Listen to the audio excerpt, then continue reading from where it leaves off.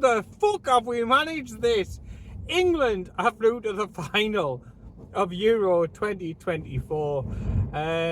Fuck me, it's the most backdoor route to the final that you were ever likely to want to find. The man looks like a fucking shaved donkey. He has more jam than Bastard Hartley. He has played some of the most boring, I can't even say defensive, it's just boring and shite football up to this point.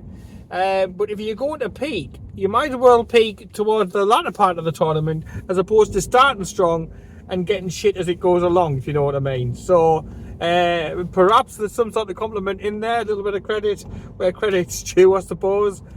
Your substitutions last night for once were at the right time. They were brave, they were bold. I still maintain that Gareth Southgate is absolutely nutty shit and that we're through here in spite of him. And to this point, obviously, we've achieved nothing at the moment. We haven't won anything. I could argue that over the last couple of tournaments that England have been in, they should have won a tournament before now. However, that doesn't take away from last night. Coming back to the Hartley thing, it's like, you know, yeah, there's a lot of jam involved. The penalty kick, for me, wasn't a penalty kick. I couldn't understand it at the time. I've heard people come out and made some pretty concise and well thought out arguments as to why it was a penalty kick. But for me, it probably wasn't. However, England, through being positive and actually having a go at it, you know, there's been no question about the talent of the team.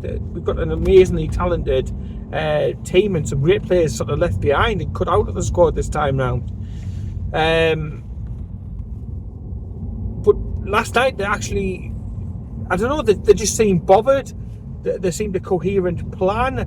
There was proactive substitutions being made, questions being asked, changes being made, and you were going up against a very, very, you know, decent Dutch side. They're not one of the best Dutch sides ever. I don't think they're any better, particularly than what maybe the Swiss are or something. But at the end of the day, you've got a good manager, tactically very, very good. He made changes himself at half-time, which sort of brought the Dutch back into it. But throughout the 90 minutes, yes, it was back and forward, and England didn't have it their own way all the way through the game. However, from a spectacle point of view, from an entertainment point of view, I thought England were decent. We could have well won by more. Unlucky Foden when he was through, you know, goal line clearance at that point. When Foden was taking the run up and he had that absolute curler thundercunt, as soon as he took he was taking the run, I was like, oh, go, and literally it absolutely twatted the frame of the goal. So unlucky. The other opportunities, the goal that was disallowed literally was like by an ant's knob. Wasn't much in that. However, we were very, very fortunate to be given the spot kick in my book. And a German official being generous to England in Germany, it's like the stars are aligned. However, you know, to win this tournament, they are going to have to come up against arguably the best in-form side in the tournament. They play the best football consistently all the way through. Have been a good team and a good bet, you know, in Spain. Spanish team will not be a pushover. It will be a difficult game, and England are going to need certainly some more of that jam, a little bit more of that luck if we are to bring the trophy home. But it's just fantastic. Everybody today that I've been to see, even if you're listening on the radio, even people who don't normally like football, are just buzzing off the result. It's a results business at the end of the day. Yes, you know, we should be there in the entertainment business. It's been hard watching up till, you know, virtually last night. But it's a results business. And if they, at the end of the day, if they go ahead and shithouse it, then so be it. We've talked as Newcastle United fans the season that we got into the Champions League. How much shithousing did we do during that season? And it's certainly something I would like to see Newcastle United do a little bit more of this season. Not play the Southgate brand. No, I don't think I could take that for a whole season. But certainly a little bit of shithousing, a little bit of that, magic ingredient, as it were. I'm all for a little bit of that sprinkled in to the Eddie Howe approach. But just buzzing. Everybody's buzzing. You're walking around, you're going around, you're meeting different people today, and everybody's got an extra spin in the step. Everybody's got an opinion about the game. Everybody's feeling confident that we can get one over the Spanish. And of course, it sets itself up. Current Newcastle United players, Gordon and Trippier on the England side of it. Former Newcastle United players in Mikel Merino and Joselu on the other side. It's a bit of a Newcastle United, type encounter, isn't it?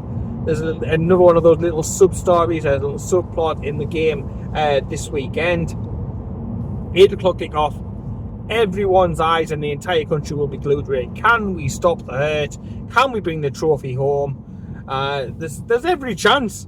With the luck that we've had so far, you sit there and after last night and the way that we won it, in typical Southgate style, defying defying any sort of logic, right at the end,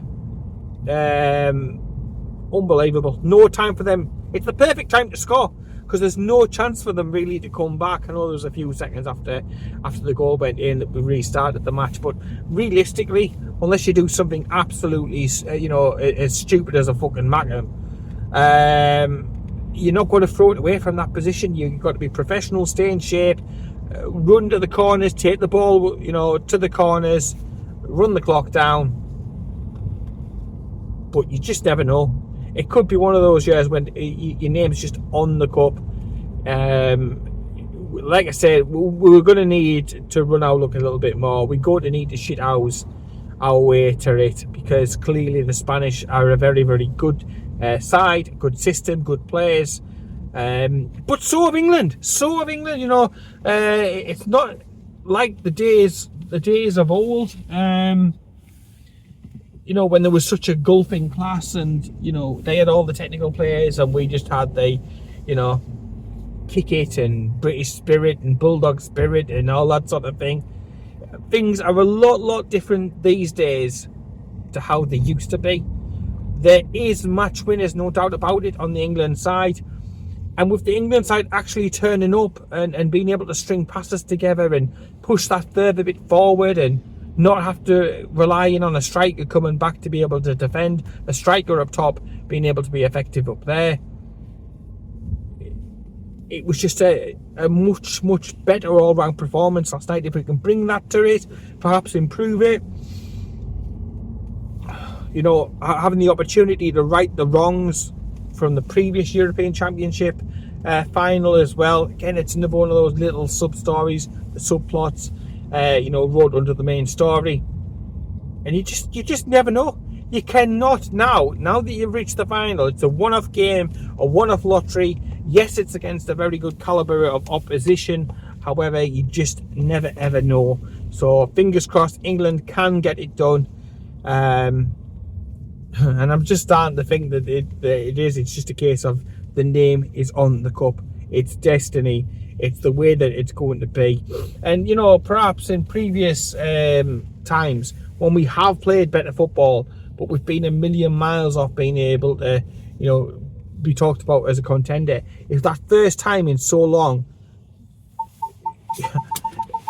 we win it in this style where we are just shithousing it, it perhaps does show that it's not the way that you start the tournament, it's the way that you conclude the tournament, and it's about having the right mentality.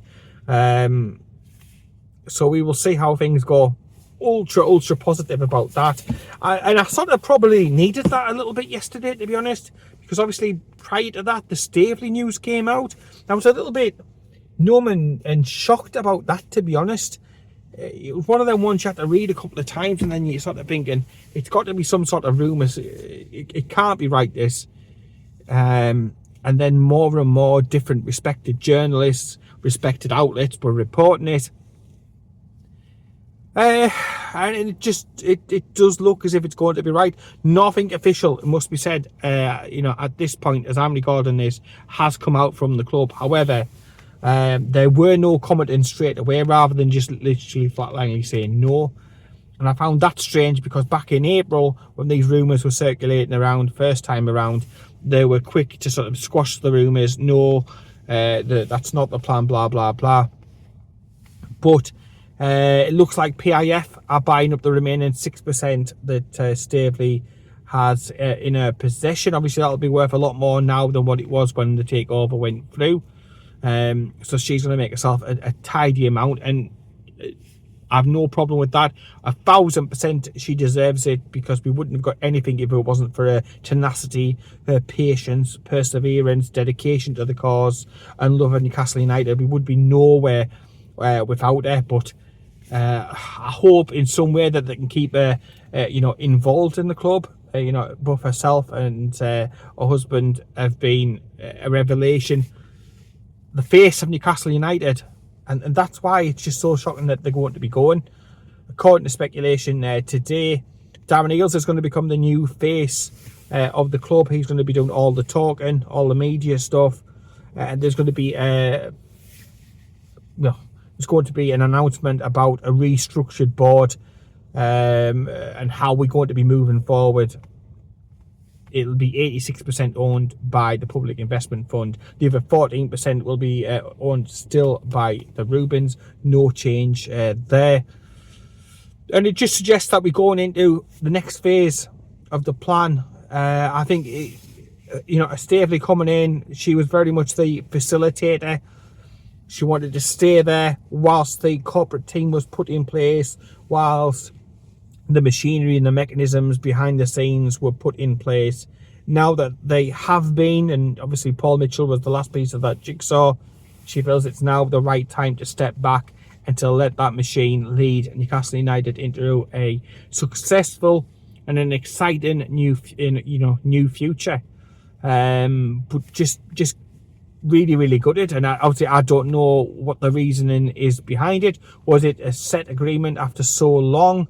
Is it something else to do, with a personal situation? I wouldn't like to speculate. I don't think that's helpful. I don't think that's right. But for whatever reason it is, if that's what, both of them want, then you 1,000% respect that. And they would be welcome back at St James's Park at any time. They will always have a friend in every single Newcastle United supporter around the world. I personally could not thank them enough for what they have done in just giving us that hope back, that optimism back, and giving us our club back. A lot of people, a lot of business folk, business type-minded people would have walked away from the Newcastle United purchase a long, long time ago. They wouldn't have stuck with it, but it was her tenacious approach, it was her personality, it was her dedication to the cause that got us from the grasps, that wrestled us from Mike Ashley, and to give us the club back and to give us that faith. So Kyle put a video up, a massive thank you to them both. I would definitely second that. Just unbelievable. A completely and utterly different beast these days, Newcastle United, to what it was just a short couple of years ago, and a lot of that is down to them, and their presence will live on. You look at the women's team; it was literally an afterthought under the Ashley regime, under the Charlie leadership. It was an absolute afterthought, and look at them now, signing lionesses, best keepers in the league, successive back-to-back promotions. It's unbelievable. They're head on one place and one place only, and that is the women's Premier League. And that is down, a large part of it is down again to Amanda Staveley, and that was one of the projects that she really, really championed. You just think of all the major milestones and the achievements under the new ownership, and you picture that alongside Amanda Staveley, whether that's at the cup final, whether that's after victories leading up to the cup final, whether that's just talking to the media about the plans, and even stopping with just the man and the woman in the street and just literally talking about and taking the time. Doesn't matter whether it's a top media company like Sky Sports or a Keith Downey or somebody like that, or just Joe Average, normal punter, season ticket holder. It doesn't matter. She always spent the time to talk to the fans, to get to know the fans and understand the fans. And that is something that the likes of your normal business people just don't do. Look at Mike Ashley and then contrast that to what Amanda Staveley has done, and it is night and day. And that is why the Newcastle United fans just took both of them to absolute heart. You will not find a bad word said about it from any genuine Newcastle United supporter. So whatever's happened, I hope it is of their decision. I wouldn't want them to have been pressurised or forced into anything, or shown the exit door. It has to be up to them, and I wish them every future success in whatever they do, whether that's back in football. I don't know what it will be, but whatever it is, I think myself and every Newcastle United supporter would just wish them the very, very, very best, because they are literally salt of the earth. They are literally fantastic people, and we can't ever repay them back. It's like with Nick DeMarco, with all the taking on of the Premier League. Yes, everybody's getting well paid, everybody's making something or doing something, but that's just a given in life. But for what they've done for the football club, they'll never have to buy another drink on Tyneside as long as the all shall live. Whether that's Nick DeMarco, whether that's Amanda Staveley or her husband, they will never, ever, ever have to buy a drink on Tyneside, ever. Because it doesn't matter where they rack up, they will be always more than welcome. So we'll wait to see when the official news comes out. But it was sad. I did feel gutted, even leading up to the match, about the news. Just because you sort of sat there and thinking why, and hopefully that is maybe addressed in some of the communication from the club shortly. And the club have to continue that face-to-face contact with fans and the good communication as well. It needs to be encouraged and maintained, and hopefully that will be the case under the new setup, and that's announced imminently, hopefully. So yeah, let me know what you think about the situation down below. England, can they do it? Can they take the next step forward, the biggest step, and that is to take it from just getting to the final to actually winning, being winners? And you're talking as Newcastle United fans, that is what we ultimately want to do, where we want to be, to win things, to compete. England have the opportunity this weekend, this Sunday, 8 o'clock, and it's going to take a huge, monumental shot at it. But we can do it. England can do it. England can bring the trophy back. I've no doubt about it. I'll leave it there. Don't want to go on too much, but just like to say, if you have got to this point in the video, please click the like button, hit the subscribe button as well. And in the meantime, take care, keep it tuned, and I'll speak to you later.